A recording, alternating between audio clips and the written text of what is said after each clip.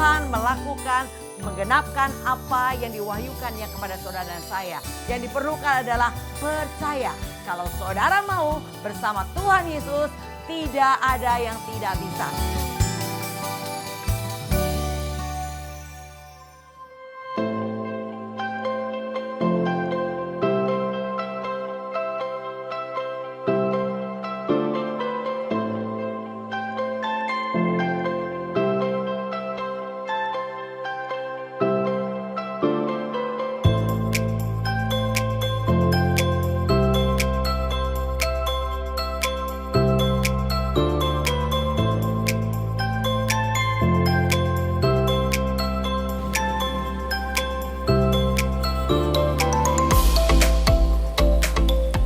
Sahabat penerobos, saya ada di wilayah Jatinegara Timur. Saya sedang mencari lokasi sebuah gereja lokal di tempat ini, yaitu Gereja Isa Al-Masih Jatinegara. Alamatnya di Jatinegara Timur. Tapi sepertinya di tempat ini, karena ada GIA Janet, nah ini dia. Ini tempatnya. Bersama dengan saya kita akan berjumpa dengan seorang sahabat, seorang hamba Tuhan, yaitu Bapak Nehemia. Dia dengan satu slogan, buah dari ketaatan adalah kemuliaan. Kita langsung berjumpa dengan beliau. Shalom Pak Nehemia. Shalom Ibu Lydia, puji Tuhan. Sehat dan seger nih Pak Nehemia ya. Ya sahabat penerobos, bersama dengan saya Bapak Nehemia. Beliau adalah salah seorang calon gembala dari satu gereja lokal di tempat ini, yaitu gereja apa namanya Pak? Isa Al-Masih Al-Masih Jatinegara. Jatinegara. Dan beliau mengambil satu slogan, yaitu buah dari ketaatan adalah Kemuliaan. Kemuliaan. Amin. Ya, mantap. Amin. Ya. Saya percaya beliau punya banyak kesaksian tentang ketaatan dalam mengikuti Yesus ya Pak Nehemia Amin, ya. Ibu. Dan kemuliaannya udah ngalamin ya Pak. Amin. Amin. Ya kita akan mendengar ceritanya langsung dari Bapak Nehemia tentang slogan ini. Di mana Pak Nehemia enaknya kita bicara? Kita masuk aja Bu. Ya panas banget di sini Iya Pak. betul, kita dalam aja. Ayo, Ayo Pak, mari. Ya. Jadi disitulah saya merenungkan apa arti dari taat dan percaya bahwa satu waktu akan muncul kemuliaan dari ketaatan itu. Iya. Hanya ini proses bagaimana saya taat terhadap apa yang Tuhan sampaikan kepada saya secara pribadi dalam doa, ruang-ruang doa saya. Jadi ketika orang tua bilang, nggak boleh kamu kerja. Memang saya juga aware, saya sadar mereka orang tua yang saya tidak boleh memberontak kepada mereka, marahin mereka atau bahkan memaki mereka.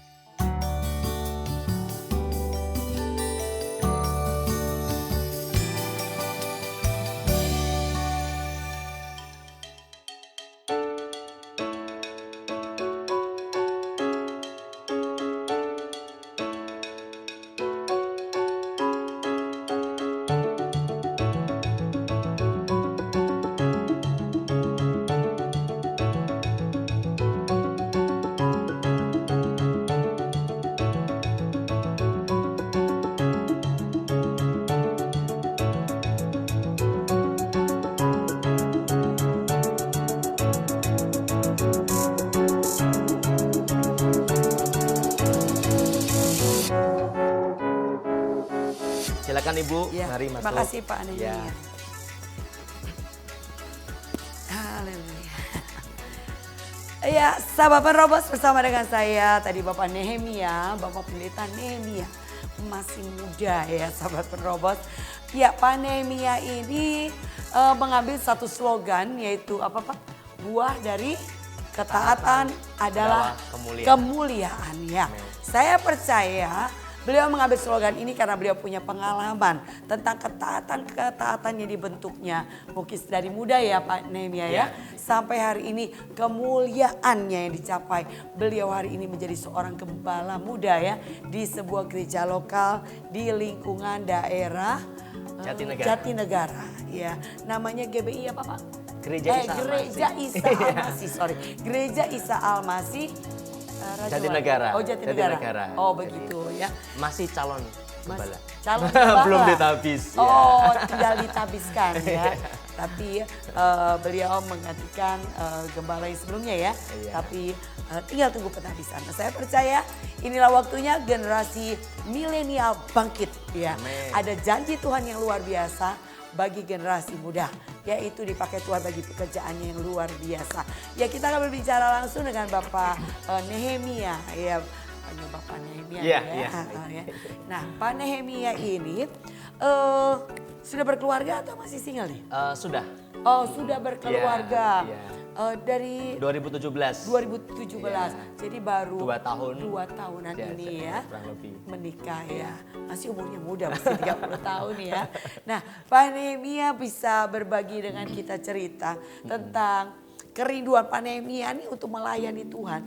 Apakah memang dari Pak Nehemia kecil ngelihat hamba Tuhan lalu rindu menjadi hamba Tuhan, atau gimana nih munculnya kerinduan untuk menjadi seorang hamba Tuhan begitu Pak? Iya, jadi saya ingin bercerita dulu waktu saya masih kecil. Itu memang saya cukup aktif dalam sekolah minggu, dalam pelayanan dan seterusnya.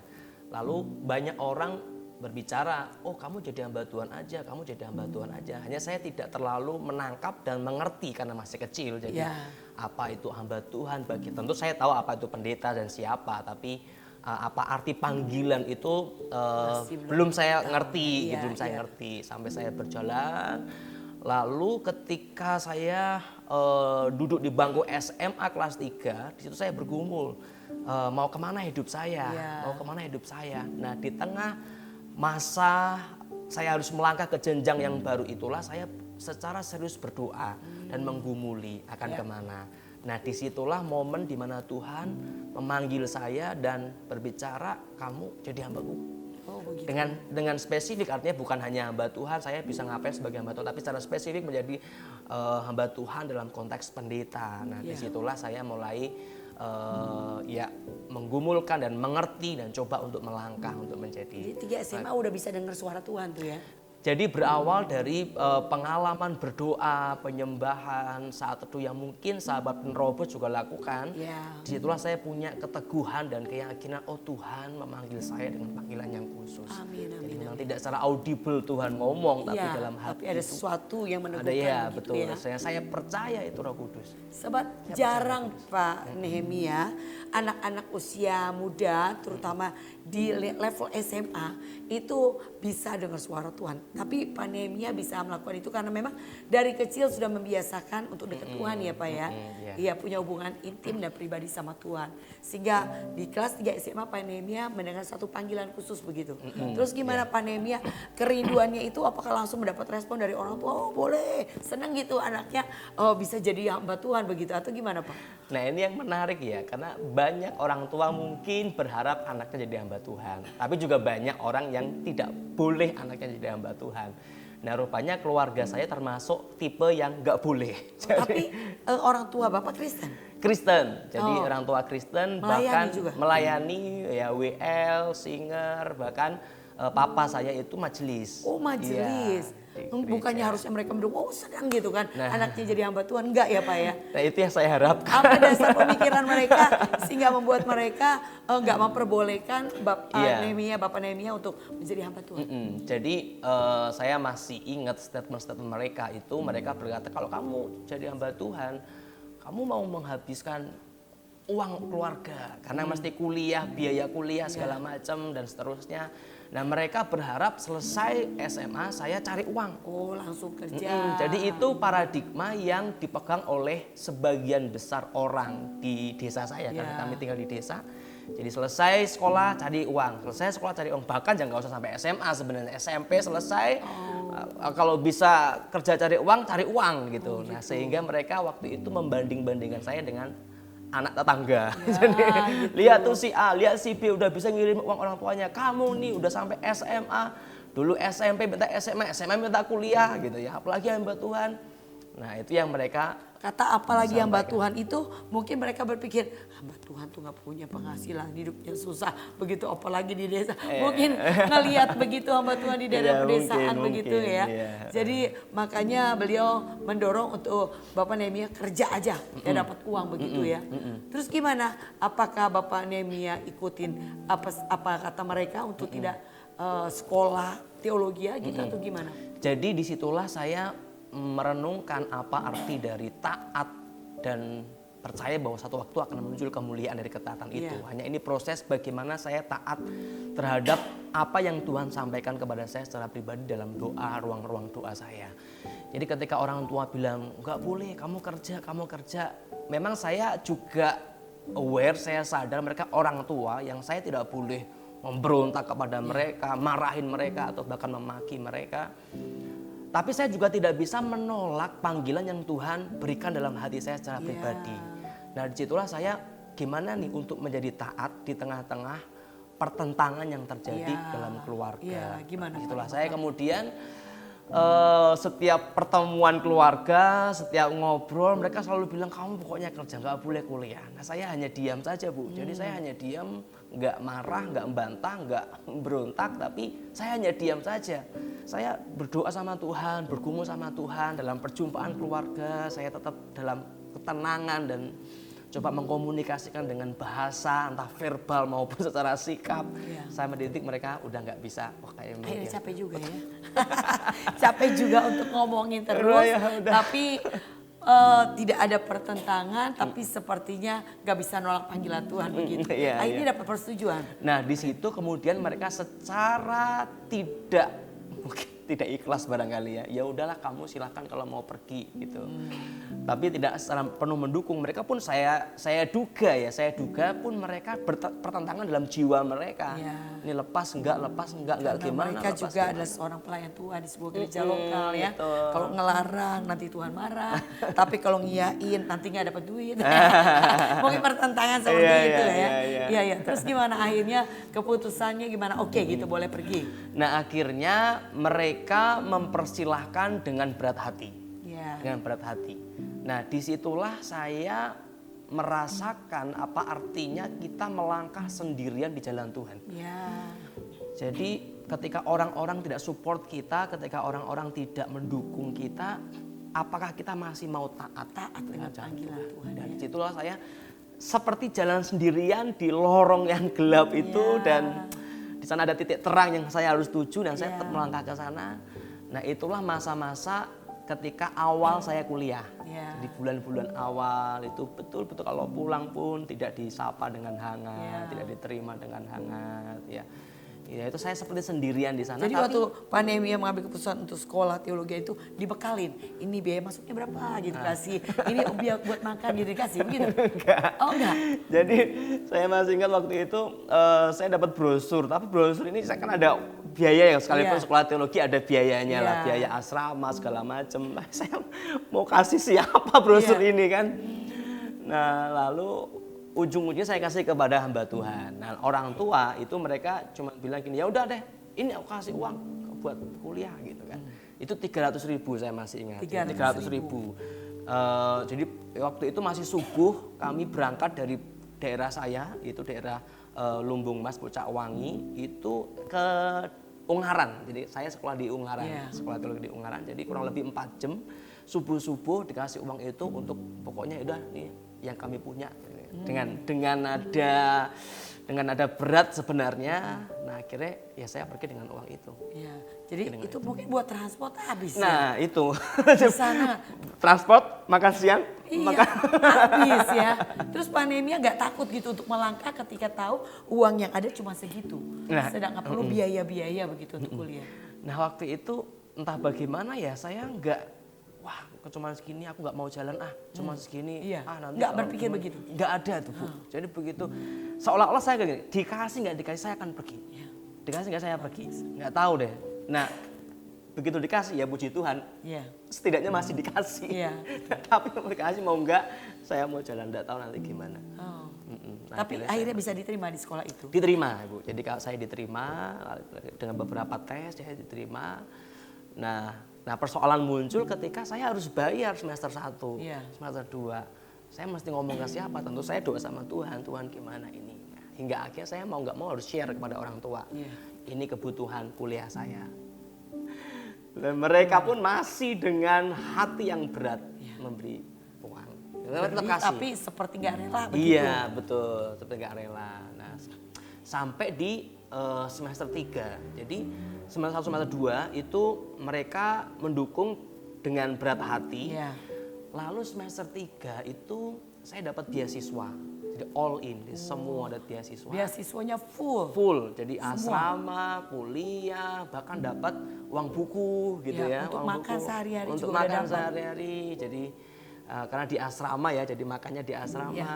Nah, di situ lalu mereka karena ini biayanya full, jadi uang semester 1 2 itu dikembalikan semua. Yang udah dibayar itu dikembalikan. Dikembalikan semua. Wow, luar jadi, biasa. Jadi seperti Tuhan itu memprosesnya memang Iya. memproses ya, maksudnya misterius gitu. Betul, Tuhan betul, gimana sih?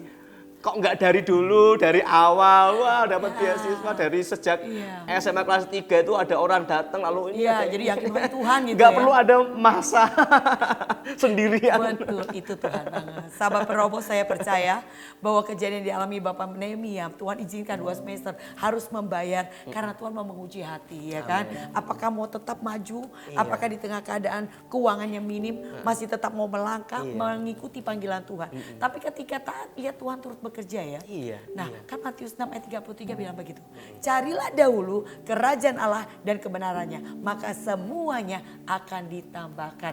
Benar ternyata begitu ya. Amin, ya. Ngalami seperti itu. Gimana jadi tambah mantap dong ya. Iya. Yakin banget itu Tuhan ya. Jadi setelah semester 3 dapat beasiswa, lalu orang tua mulai terbuka juga mata rohaninya Ya. bahwa Tuhan itu bekerja. Ya, Tuhan ternyata nggak Tuhan diem, ya. Tuhan panggil, Tuhan suruh kita taat, Tuhan Tuhan itu memperlengkapi. memperlengkapi, betul. Betul. Itu. Nah mereka mulai, wah iya ya, seperti ada yang plong di hati mereka juga, mereka mulai menerima dan semester 3 itu, wah saya kalau disambut dengan hangat. Amin. Jadi rancangan Tuhan itu sempurna ya. Amin. Walaupun kadang-kadang kita agak deg-deg serah. Iya. Ikut Tuhan begitu tuh Betul, kadang-kadang. betul, Ngeri-ngeri sedap ya. betul. Ngeri waktu melangkah tapi sedap kita akan melihat. Amin. Ternyata ketika kita taat ada buah Iya. dari ketaatan. Amin. Kemuliaan demi kemuliaan ya. Amin. Jadi menyelesaikan tepat pada waktunya perkuliahan itu Iya, ya. betul. Terus selanjutnya gimana? Dalam melayani banyak rintangan, banyak halangan atau aman-aman aja? Mulus-mulus aja nih Pak Nehemia. Iya, jadi tahun 2011 saya praktek di Gereja Salmasi Raja Wali itu pertama kali saya pelayanan di Jakarta. Nah di sana ya saya mengerjakan apa yang saya kerjakan Ya. itu. Jadi ya macam-macam bikin apa vokal grup sekolah minggu lah apa segala macam. Maksimal lah ya. Iya, Maksimal pokoknya ya. semua dikerjakan Iya. sampai di titik dalam hati saya. Jadi gembala Gereja Isa Almasih Raja Wali itu pada waktu itu adalah ketua sinode, Iya. ketua sinode almarhum namanya Pendeta Samuel. Nah, ketika bergaul dengan Pendeta Samuel ini saya kenal dengan banyak orang-orang penting ya tanda kutip Iya. yang tadi berorganisasi PGI, organisasi macam-macam Ibu. Jadi Iya. setiap saya ketemu orang dia tahu, oh siapa kamu, saya Nehemia, ini hamba Tuhan di tempat Pak Samuel. Oh iya. Iya. Langsung dekat gitu ya. Jadi saya seperti kenal dengan orang-orang yang mungkin nggak semua hamba Tuhan bisa kenal dengan mereka. Iya. Nah di situ saya mulai melihat siapa saya bisa berada di antara para hamba Tuhan Iya. yang dipakai oleh Tuhan Para ini. pemimpin. Para berkata ya. pemimpin. Nah saya mulai melihat ya Tuhan membawa ke titik itu. Nah kemudian almarhum ini meninggal, jadi Iya. meninggal dan sudah tidak menjadi ketua sinode juga. Nah lalu saya dibawa kepada sebuah pergumulan. Nah sekarang kamu mau kemana? Iya. Mau kemana? Nah saya menggumulkan ada banyak opsi pergumulan. Nah hingga akhirnya tahun kemarin Gereja Isa Almasih Jatinegara itu tidak ada gembala. Jadi gembala sebelumnya itu pindah tempat pelayanan. Lalu gereja ini mengajukan gembala dari Gereja Isa Almasih Raja Wali yang baru, yang Pendeta Agus untuk menjadi gembala konsulen dan saya melayani di sini. Nah, ketika di sini saya melihat fase yang baru lagi. Kalau yang tadi, wah kenal dengan Pendeta Samuel, dengan teman-temannya, para pemimpin. Ya. Di sini saya seperti betul-betul disuruh pakai pakaian hamba, serbet. Ayo kamu ngelayanin Gitu bersih-bersih. Ini seolah-olah begitu ya, seolah-olah ya. Oh di sana berhadapan dengan para Iya, pemimpin, iya. enak nyaman. Iya, begitu. betul. Hari ini ditempatkan di sini melayani Betul, orang-orang yang betul. seperti apa gitu lingkungan ini? Ini saya sedikit cerita Iya. ya. Saya rasa mungkin orang yang pernah di sini mengerti apa yang saya katakan. Jadi sebagian besar jemaat di sini itu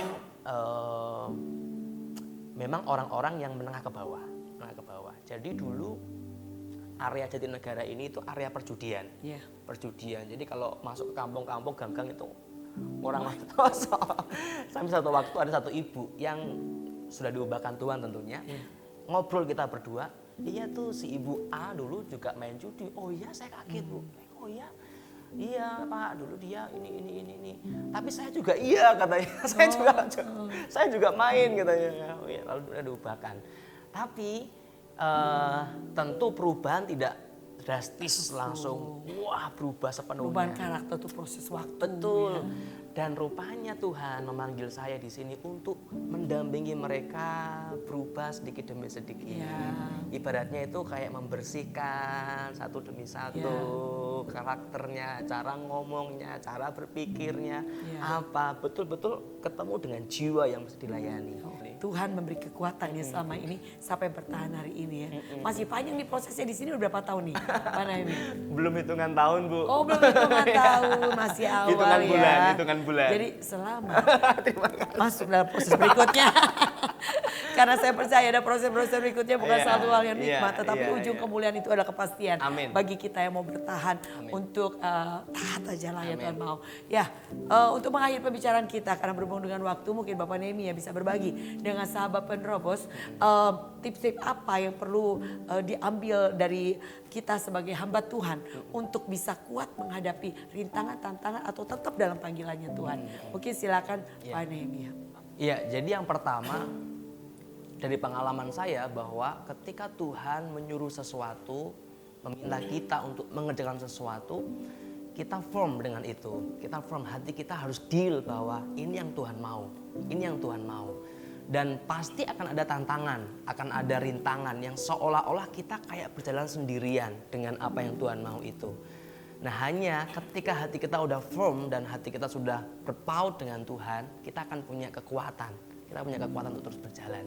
Dan yang kedua, seandainya memang ada betul-betul tantangan dan rintangan itu, kita mesti belajar bersikap dengan bijaksana. Kita nggak boleh memberontak sana, memberontak sini, tetapi dengan bijaksana dan hikmat Tuhan, pasti semua bisa dilalui. Memang tidak mudah, tapi akan ada titik di mana, ya, ada terobosan, ya, wah, ada kemenangan. Nah, ketika titik itu belum terjadi, terus setia, terus taat dengan bijaksana, menyikapi semua omongan orang, menyikapi semua tantangan sampai di titik ya ada terobosan. Amin. Ya. Mantap. Ya sahabat penerobos, biarlah itu menjadi berkat buat kita semua. Kesaksian daripada Bapak Nehemia, usianya masih muda. 30 tahun. Tapi beliau sudah punya begitu banyak pengalaman dengan Tuhan. Ya puji Tuhan Pak Nehemia mengakhiri pembicaraan kita. Pak Nehemia, saya dan semua sahabat penerobos, kita adalah generasi penerobos ya.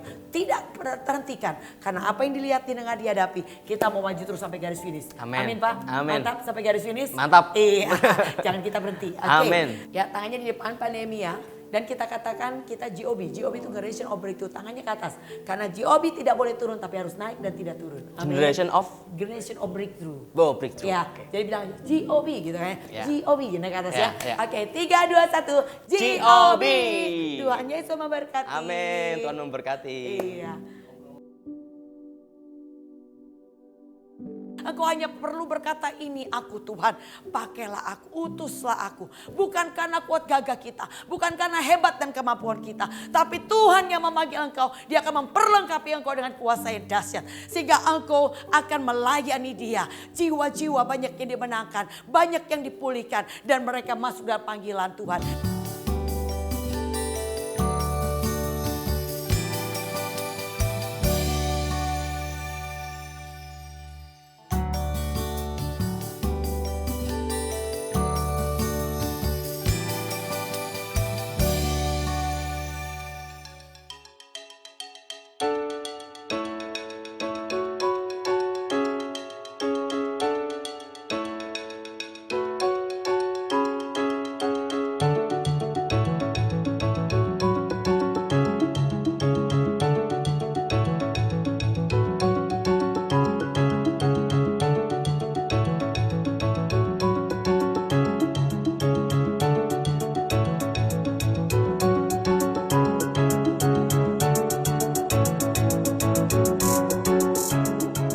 Sahabat penerobos, kita sudah mendengar kesaksian daripada Bapak Nehemia.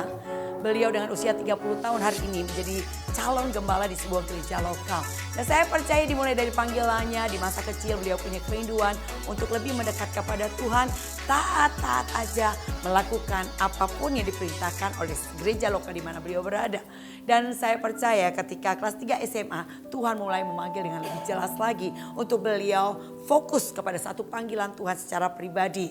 Walaupun ada pertentangan di antara kedua orang tuanya yang tidak mengizinkan hal demikian, tapi beliau mempunyai ketetapan hati untuk maju terus dalam panggilan Tuhan. Dan kita tahu akhir ceritanya bahwa beliau menjadi seorang hamba Tuhan. Dan hari ini dipercayakan jiwa-jiwa, bukan jiwa-jiwa yang dalam keadaan baik, dalam keadaan mereka mapan, tetapi dalam keadaan jiwa-jiwa di mana karakternya belum terbentuk secara sempurna.